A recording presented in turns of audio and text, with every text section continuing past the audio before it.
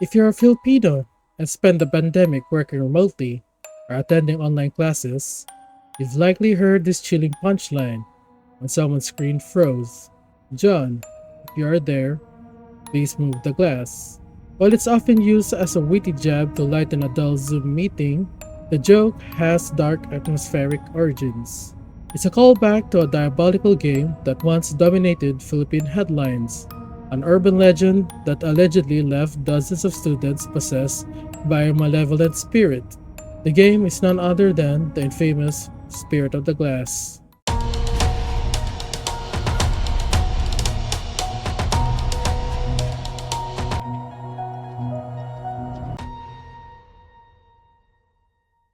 Hello everyone, I'm Repolio, the internet self-proclaimed paranormal investigator VTuber, and welcome to another case of cabbage juice. Today, we're peeling back the layers on a phenomenon unique to the Philippines, the séance ritual known as Spirit of the Glass.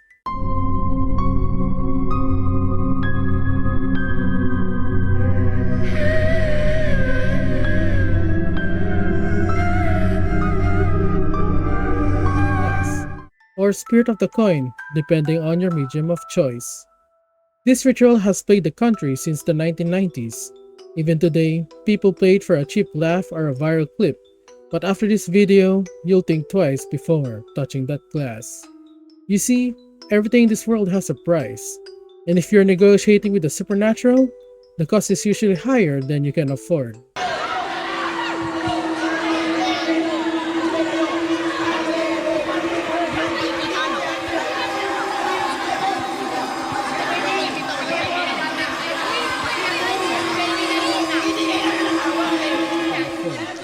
So now that the warning's out of the way, let's get started, shall we? Before we dive into the bone-chilling stories surrounding this ritual, we need to understand where it actually came from. After digging through various sources and consulting AI to piece the puzzle together, here is what I discovered. It all started long before the Spanish or American arrived. During the pre-colonial era, Chinese traders brought more than just silk and porcelain to our shores. They brought their culture. One specific practice was Fuji, a religious ritual where a medium or a group would hold a wooden stylus over a tray of sand or incense ash. It was believed that the deities and ancestors guided the stylus to carve out messages from the beyond. Fast forward to the 1900s, the American arrived bringing the Ouija board with them. Being naturally superstitious and deep connected to our ancestral spirit roots, we didn't just adopt the board. We Filipino-fied it. In a classic display of Pinoy innovation, we traded the expensive board and fancy planchettes for something more accessible, a simple glass and a piece of paper.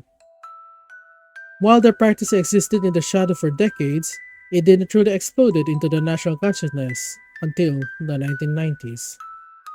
Local news outlets began reporting frequent cases of mass hysteria in schools, claiming students were being possessed after playing this diabolical game. Suddenly, Spirit of the Glass was a household name. It became the ultimate test of courage, a way to kill boredom that often ended in a call for a priest.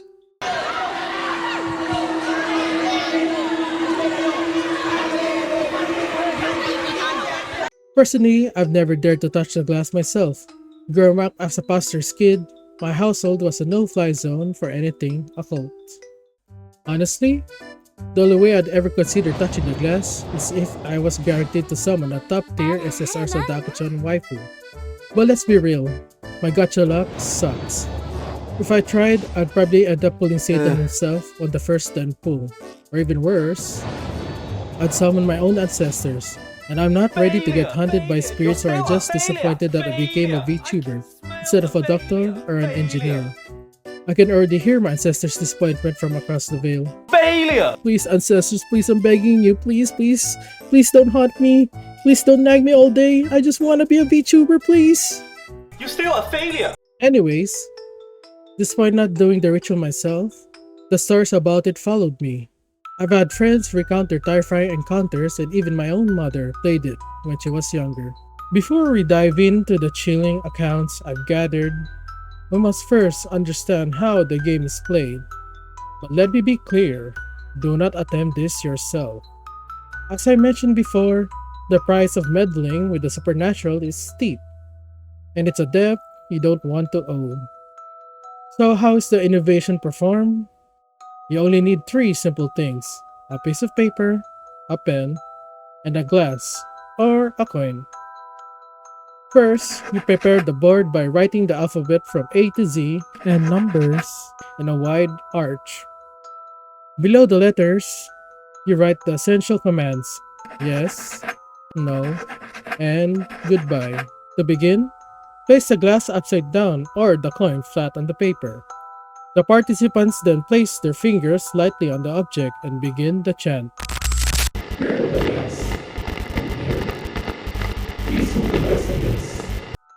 In the coin version, replace the word spirit with coin. If the glass slides towards yes on its own, the door is open. You may begin asking questions, watching as the spirit guides the glass to spell out its answer. However, the most dangerous part isn't the beginning, it's the end. You must ask the spirit for permission to leave. Only when the glass moves to goodbye, the session is technically over.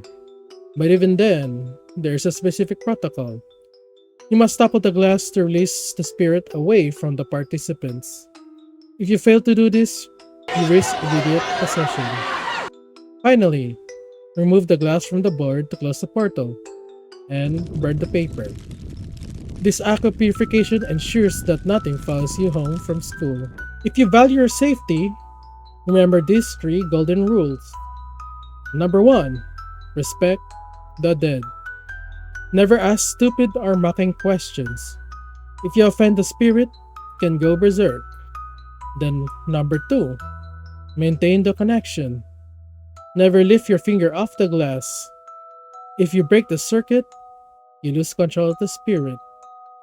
Then finally, number 3. The breaking point.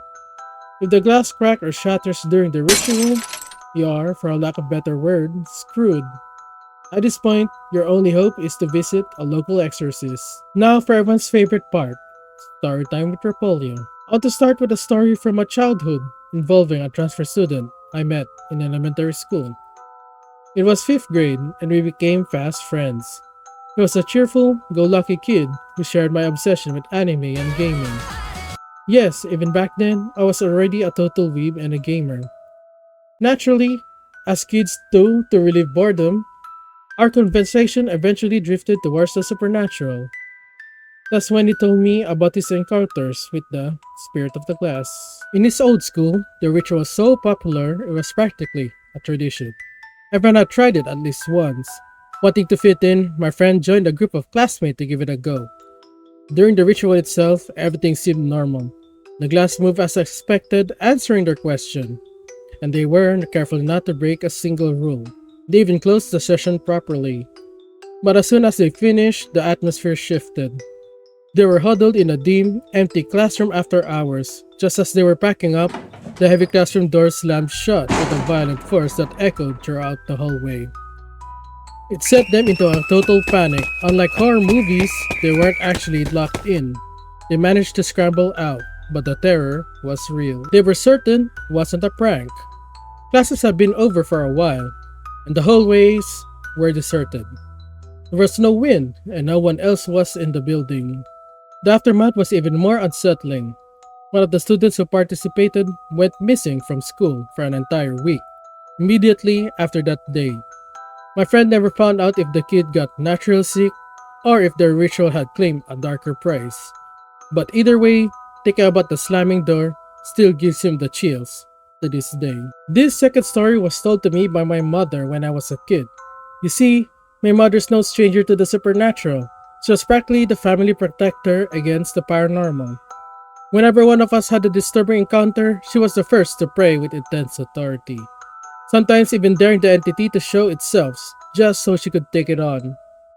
Now that you know the lore of who my mother is, let's dive into her experience with the glass.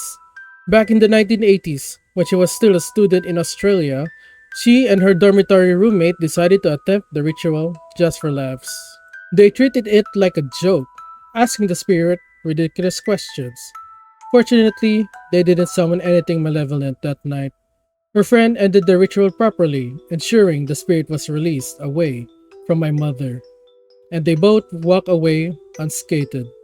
Years later, after my mother had become a full-fledged Christian and a spiritual warrior, a different friend decided to try the ritual herself. This time, however, it wasn't for laughs. She was doing it for real.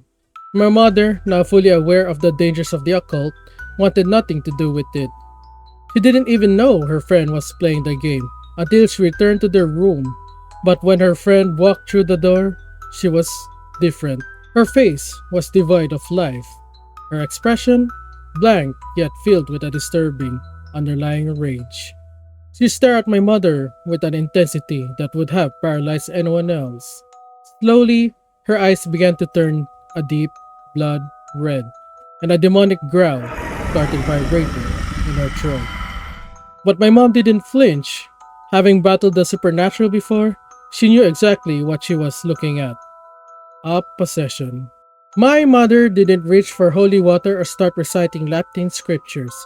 Instead, my mother performed a very discreet exorcism. She grabbed her Bible, smacked it against her friend's forehead, and commanded, "Leave my friend's body in the name of Jesus." Instantly, the darkness vanished and her friend's eyes cleared. Her expression softened and she blinked in confusion. This third and final story is one I witnessed personally through a news reporting during my teenage years. I was in 7th grade, sitting with my father one night and tuning into TV Patrol, when a specific segment sent a cold shiver down my spine. To this day, I haven't been able to find the exact clip online. Perhaps it's buried somewhere in the depths of the internet. But the images are burned into my memory. What made it so haunting was that the girl in the report was my age. I could see myself in her. This segment featured grainy, low-res footage of an ordinary classroom. Everything seemed normal until, without warning, a girl began screaming hysterically. She collapsed to the floor, thrashing and contorting as if she was being pinned down by invisible hands. It looked like she was struggling to escape, a grasp that no one else could see. The classroom erupted into chaos, her classmates scrambling back, tripping over chairs to get away from the scene. Fortunately, because it was a Catholic school, the teacher was able to summon a priest immediately. The footage showed the priest, aided by the school staff, pinning down the girl to keep her from hurting herself, while he performed an emergency exorcism.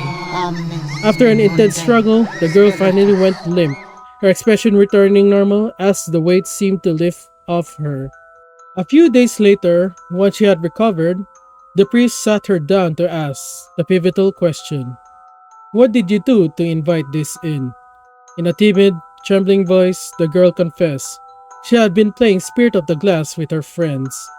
The priest issued a stern public warning through the news cameras, urging students to stay away from the game.